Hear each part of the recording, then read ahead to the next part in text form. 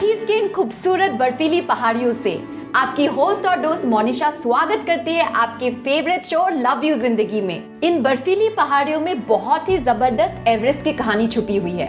जी हाँ दोस्तों, आपने सही सुना, एवरेस्ट की कहानी। मैं बड़े गर्व के साथ कह सकती हूँ कि नॉर्थ ईस्ट की महिलाएं यूनिक होती हैं, हार्ड वर्किंग होती हैं और कुछ ना कुछ हासिल करने का जज्बा रखती हैं। बस कुछ पल इंतजार कीजिए और देखिए हमसे मिलने कौन आया है हमारे स्पॉटलाइट सेगमेंट में।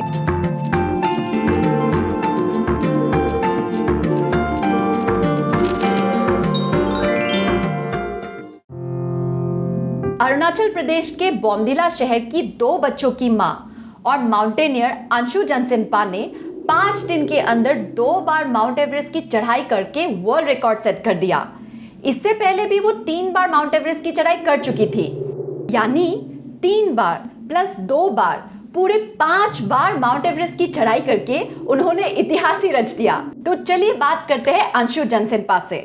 इसकी शुरुआत एक ट्रैकिंग प्रोग्राम से हुआ। हम ट्रैकिंग में थे और उस ट्रैकिंग में हमने रॉक क्लाइंबिंग वगैरह ये सब इंक्लूड किया हुआ था। तो वहीं पे बाकी कुछ माउंटेनर्स फ्रेंड्स थे, वो मुझे ऑब्जर्व कर रहे थे। तो उन्होंने मुझे इनकरेज किया कि आप माउंटेनियरिंग के लिए जा सकते हो ऐसे करके। तो मुझे शौक था, तो इस वजह से मैं एडवेंचर के लिए मैं गई। पहले तो 15 दिन का मैंने एडवेंचर ट्रेनिंग किया। उसके बाद फिर मैं बेसिक के लिए गई और बेसिक के बाद देन फिर एडवांस, और ये सारे ग्रेडिंग सिस्टम है, इसमें आपको क्वालिफाई होना पड़ता है, तभी जाके आप फिर आगे एक्सपीडिशन के लिए जा सकते हो। पर उस वक्त उनको ये नहीं लगा था कि मैं इतना दूर तक मैं आ जाऊँगी, एवरेस्ट के लिए मैं सोचूंगी। तो मेरा बेसिक करके आने के बाद मेरे जो गुरु थे उन्होंने मुझे बोला कि आप एवरेस्ट जा सकते हो, आप में वो क्षमता है। तो ये सारी बातें उन्होंने कहा। तो फिर तो मैंने अपने हस्बैंड के साथ में बैठ के हमारी काफ़ी सीरियस डिस्कशन हुई थी। तो उसके बाद फिर उन्होंने कहा कि ठीक है, अगर आप जाना चाहते हो तो मैं आपको पूरा सपोर्ट करूँगी। इतना आसान नहीं था, बहुत मुश्किल था। जब मैंने शुरुआत किया था तो मेरे बच्चे बहुत छोटे थे, तो उनको डायरेक्टली इसके बारे में रिस्क फैक्टर क्या है क्या नहीं, उसके बारे में मैं उनको खुल के नहीं बोल सकती थी, क्योंकि वो बहुत इमेच्योर थे, बहुत ही इनोसेंट थे। तो इतना प्रेशर मैं उनके ऊपर नहीं डालना चाहता था। तो मैंने उसको बहुत टेकफुली उसको हैंडल किया, उनको इनडायरेक्टली मैंने समझाए। वो एक लंबा प्रोसेस था। फिर मैंने उनको कुछ ऐसे मूवीज़ दिखाए जहाँ पे उनको ये समझाने की कोशिश की कि आपके फैमिली और आपके बच्चों के बहुत सपोर्ट की ज़रूरत होती है। और उन्होंने समझा भी, वो काफ़ी मैच्योर है अपने उम्र से भी, तो उनका बच्चों का पूरा सपोर्ट मुझे मिला।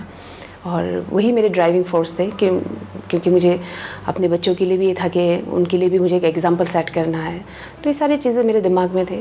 इनिशियली जब मैंने माउंटेनियरिंग जब की थी तो मुझे पता नहीं था कि ये माउंटेनियरिंग को जो है मतलब it is considered as one of the expensive and dangerous sports.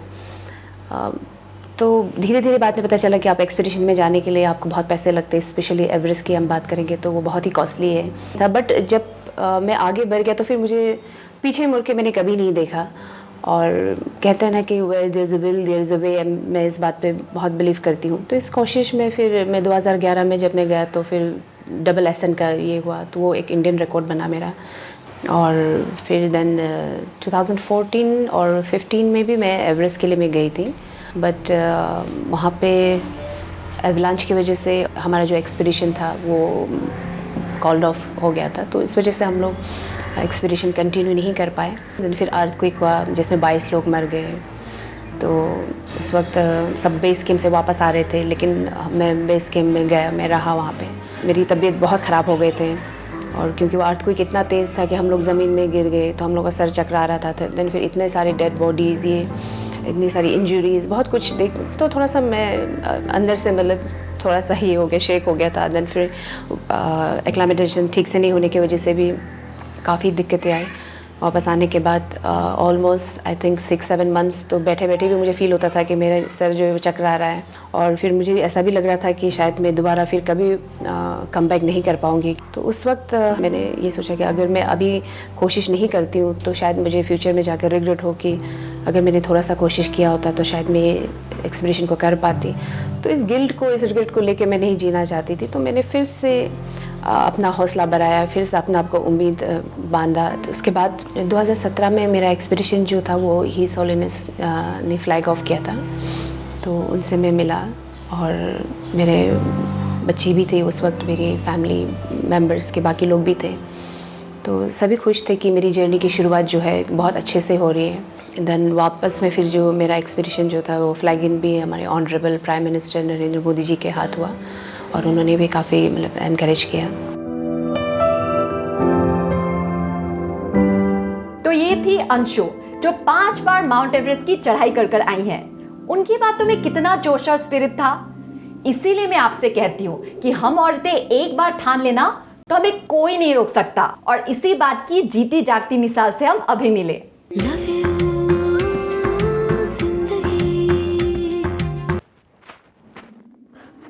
दोस्तों, अब टाइम हो गया है हमारे अगले सेगमेंट का, जो है स्टाइल रैप सेगमेंट, जहां मैं आपको लेके चलूंगी सिक्किम के खूबसूरत शहर गैंगटॉक में।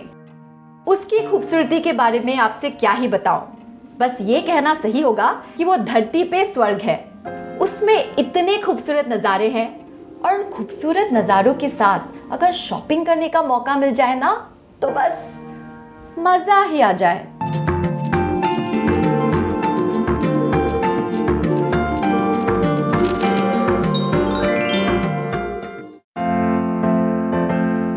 हाय फ्रेंड्स, अब मैं एक बहुत ही अद्भुत मार्केट में हूँ जो कि 12,000 फीट की ऊंचाई पे है। जब भी आप गैंगटॉक से नथुला पास जा रहे हो, ये मार्केट ऑन द वे ही आपको मिलेगा, जहाँ पे सभी टूरिस्ट रुकते हैं ताकि वो जरूरत की चीजें ले सके। तो चलिए दोस्तों, देखते हैं कि यहाँ पे आपको क्या क्या चीजें मिल सकती है।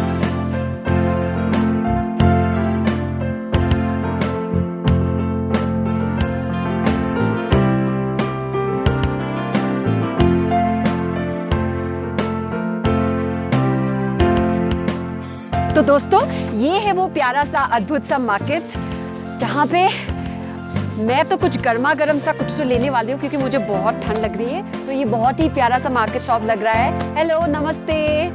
नमस्ते बहन जी, आप बताइए कि मुझे फटाफट गर्मा गर्म क्या मिलेगा यहाँ पे?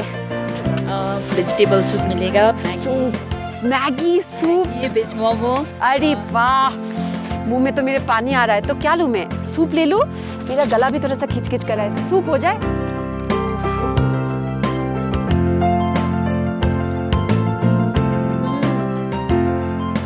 सूप पी के एकदम एनर्जी आ गई, गर्माहट आ गई पूरे शरीर में। अब मैं शॉपिंग के लिए रेडी हूँ। चलिए।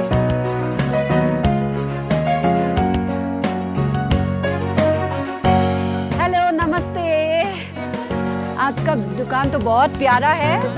दोस्तों, यहाँ पे सिर्फ नॉर्थ ईस्ट के टूरिस्ट ही नहीं, पूरी दुनिया भर के टूरिस्ट आते हैं यहाँ पे। यूएस से लेके, ऑस्ट्रेलिया से लेके, अफ्रीका से लेके सभी टूरिस्ट यहाँ पे ज़रूर आते हैं, और आपके शॉप पे तो ज़रूर ही रुकते हैं, है ना? तो क्या खास बात है आपके शॉप की? दिखाइए आपके पास क्या क्या है। तो मेरे ड्रेस के हिसाब से मुझे तो ये पसंद आ रहा है। हाँ,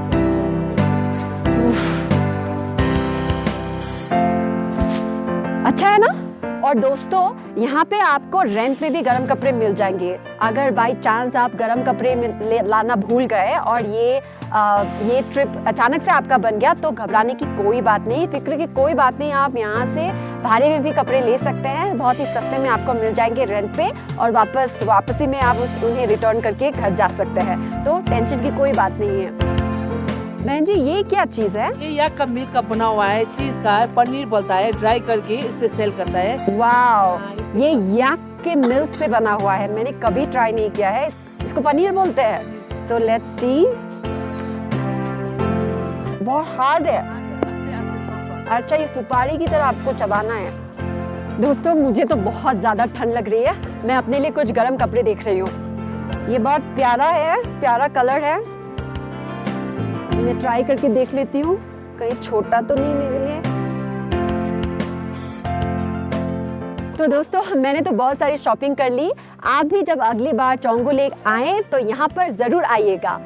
दोस्तों, अब वक्त हो चला है हमारे अगले सेगमेंट का, जो कि है हमारा हेल्थ मंत्रा।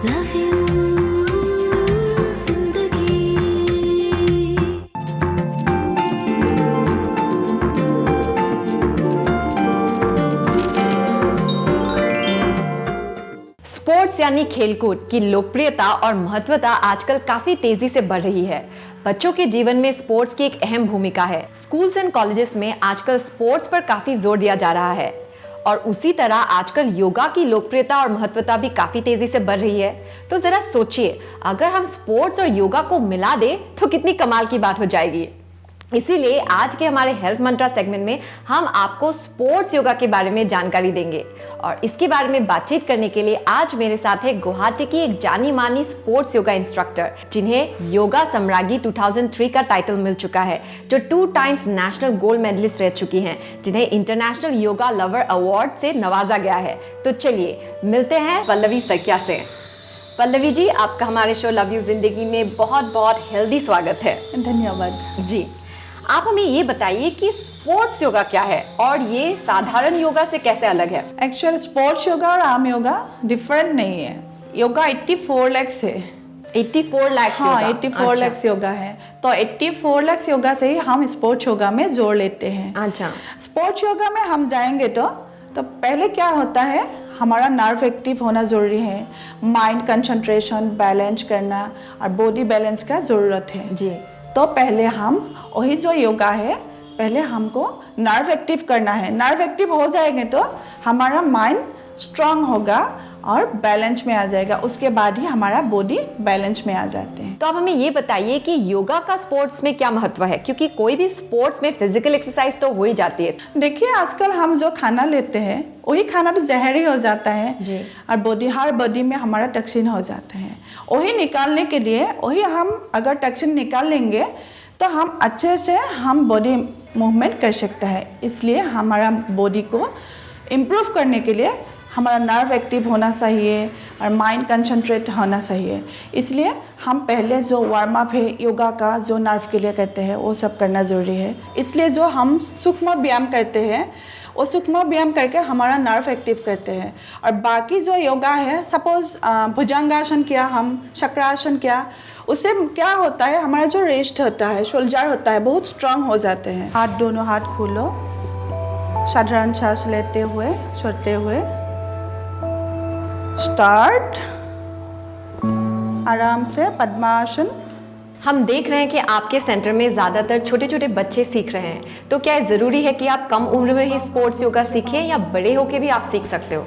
हाँ, कम उम्र से जो योगा सीख रहे हैं वो लोग इंटरनल फिट हुआ है, उन लोगों का नर्व एक्टिव हुआ है। अगर हम बच्चे को सोते उम्र से हम योगा सिखाए तो बड़े होकर वो लोग अच्छा प्लेयर बन सकते हैं। इसलिए सोते उम्र से भी कर सकते हैं योगा।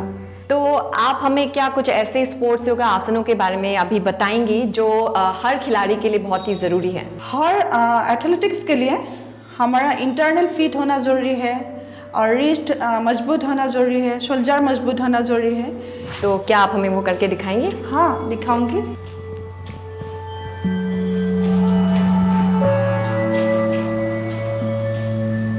ये बैलेंस के लिए कहते हैं, पूरा बॉडी बैलेंस के लिए, माइंड बॉडी। देखा आपने योगा का महत्व स्पोर्ट्स में भी कितना अधिक है। अगर आप योगा को स्पोर्ट्स में जोड़ देंगी तो ना ही आप उम्दा खेल सकती हैं, बल्कि आप जिंदगी को भी उम्दा बना सकते हैं। पल्लवी जी, आपने हमें स्पोर्ट्स योगा के बारे में इतनी सारी इंटरेस्टिंग बातें बताई, इसलिए आपका बहुत बहुत धन्यवाद। आपको भी बहुत बहुत धन्यवाद है। अगर आपको देश और दुनिया की ताज़ा घटनाओं और राजनीति में दिलचस्पी है तो आपके लिए मास कम्युनिकेशन एंड जर्नलिज्म एक बेहतरीन करियर ऑप्शन बन सकता है। आजकल जर्नलिज्म एंड मास कम्युनिकेशन से जुड़ी फील्ड में लड़कियां बड़ी संख्या में करियर बना रही हैं। तो चलिए जर्नलिज्म एंड मास कम्युनिकेशन के करियर के बारे में बातचीत करते हैं हमारे अगले सेगमेंट में, जो है career.com।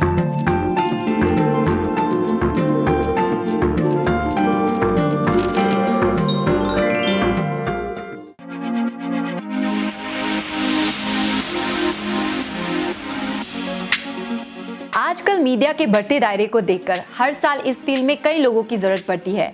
लड़कियों के लिए ये फील्ड बहुत अच्छा माना जाता है। मास कॉम एंड जर्नलिज्म का कोर्स करके आप क्या क्या बन सकती हैं और कर सकती हैं, इसके बारे में हमें बताएंगी प्रोफेसर रजनी छेत्री। रजनी जी, आपका हमारे शो लव यू जिंदगी में बहुत बहुत स्वागत है। थैंक यू, धन्यवाद। आप हमारे दर्शकों को बताइए कि मास कम्युनिकेशन है क्या?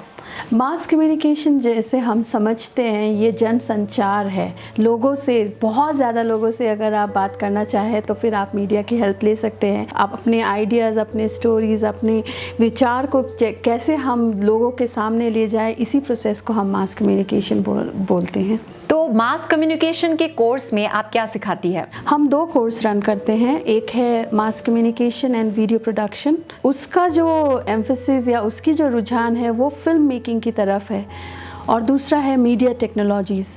ये कोर्स में हम मीडिया की सारी चीज़ें बताते हैं, बट थोड़ा सा ज़्यादा एम्फेसिस रहता है, स्पेशलाइजेशन जो हम कहते हैं वो फोटोग्राफी और रेडियो में रहता है और जर्नलिज्म में रहता है। तो ये अंडर ग्रेजुएट कोर्स है? हाँ, बिल्कुल अंडर ग्रेजुएट कोर्स है।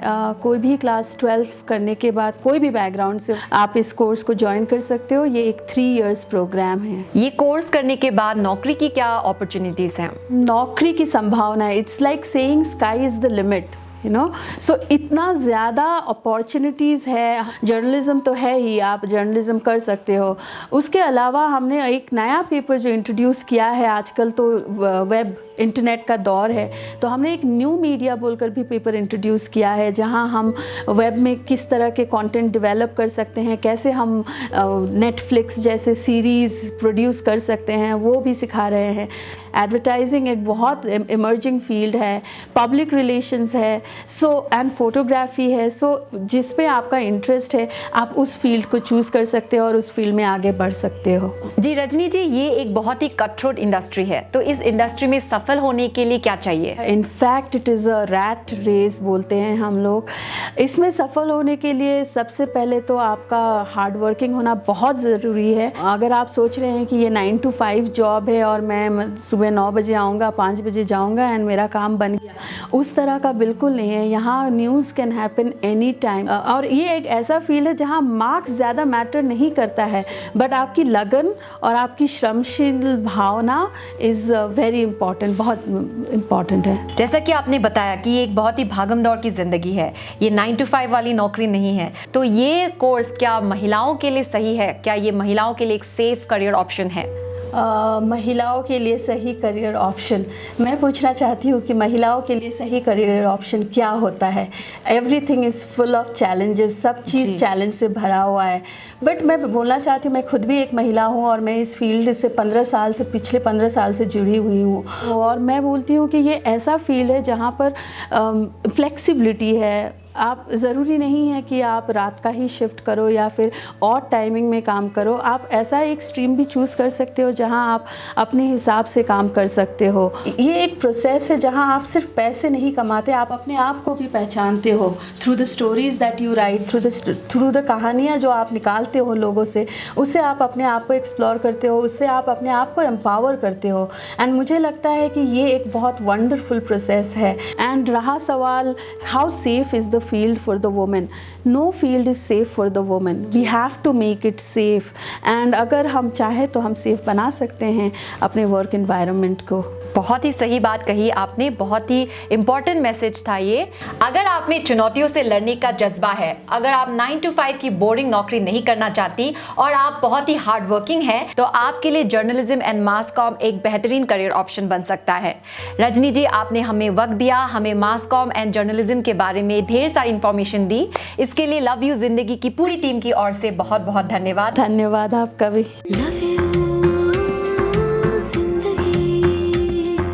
करियर के बाद अब टाइम हो गया है हमारे अगले सेगमेंट का, जो कि है ग्लैम शैम। आज मैं आपकी मुलाकात एक बहुत ही खास सितारे के साथ कराने वाली हूँ और सुनने वाले हैं कि उन्हें हमारे नॉर्थ ईस्ट के बारे में क्या कहना है।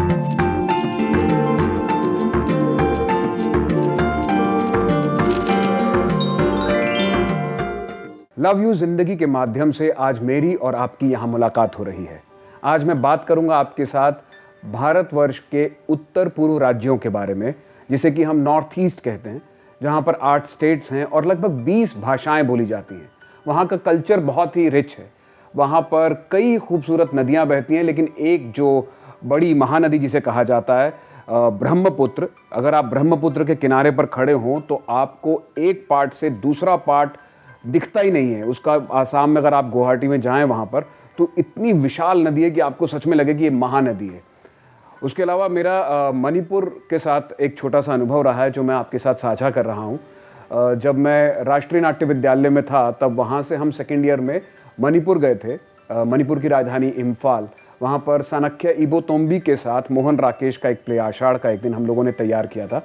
और उस नाटक में, जो कि बड़ा पीरियोडिकल वैसे तो प्ले है कालिदास के बारे में, लेकिन उस नाटक में हमने मणिपुरी संगीत, मणिपुरी डांस का पूरा प्रयोग किया था और बहुत ही बेहतरीन प्रस्तुति तैयार की थी, जिसके शोज़ हमने मणिपुर में किए, फिर रविंद्र भवन गुवाहाटी में किए और उसके बाद दिल्ली शहर में भी किए थे। नॉर्थ ईस्ट के बारे में सोचते ही सबसे पहले तो बड़े बड़े पहाड़, और ऐसे पहाड़ जिसमें थोड़ा कोहरा छाया हुआ है, बादल हैं हर तरफ, नदियां हैं, खूबसूरत संगीत है, भूपेन हजारिका की आवाज़ है। और अगर आप वैसे देखें, अगर if you are animal lover, अगर आप पशु पक्षियों से प्यार करते हैं तो गैंडा, हाथी, इनफैक्ट टाइगर भी, इन सब चीज़ों की याद आती है। और सबसे ख़ास बात आसाम की चाय, जिसकी चुस्की आप रोज़ सुबह लेते हैं। नॉर्थ ईस्ट की बात करें तो शिलोंग का जिक्र आता है। शिलोंग को स्कॉटलैंड ऑफ इंडिया बोला जाता है, वहाँ पर कभी भी बारिश हो जाती है। और बारिश की बात करें तो चेरापूंजी एक ऐसी जगह है जो कि नॉर्थ ईस्ट इंडिया में है, जहाँ पर दुनिया की सबसे ज़्यादा बरसात होती है। अगर आप चाहें तो वहाँ का भी लुत्फ़ उठा सकते हैं। फिर बिहू डांस है आसाम का, और हर प्रदेश के अपने खूबसूरत परिधान हैं। सिल्क की साड़ियाँ हैं, शॉल हैं, उन शॉल के ऊपर काली और लाल धारियाँ हैं, जिसके हिसाब से उनके कबीलों को डिफ्रेंशिएट किया गया, जो कि बहुत ही खूबसूरत हैं। लव यू ज़िंदगी के माध्यम से मैं आपको ये कहना चाहूँगा कि अगर आप वाकई में अपनी ज़िंदगी से प्यार करते हैं और कुछ खूबसूरत जगहों पर जाना चाहते हैं, खूबसूरत संगीत सुनना चाहते हैं, कुछ नेचर के नज़ारे देखना चाहते हैं, तो नॉर्थ ईस्ट ज़रूर जाइए, क्योंकि वहाँ पर जाते ही आपका मन झूम उठेगा और कह उठेगा लव यू ज़िंदगी।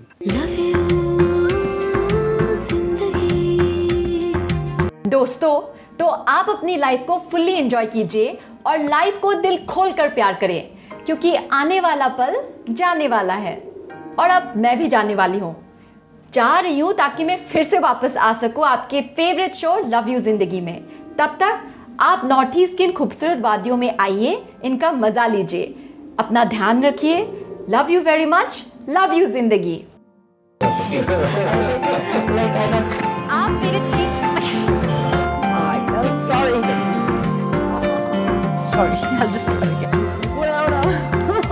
ट्रेडिशनल कल्चर को करते हैं। क्या ये दो? I forgot seriously.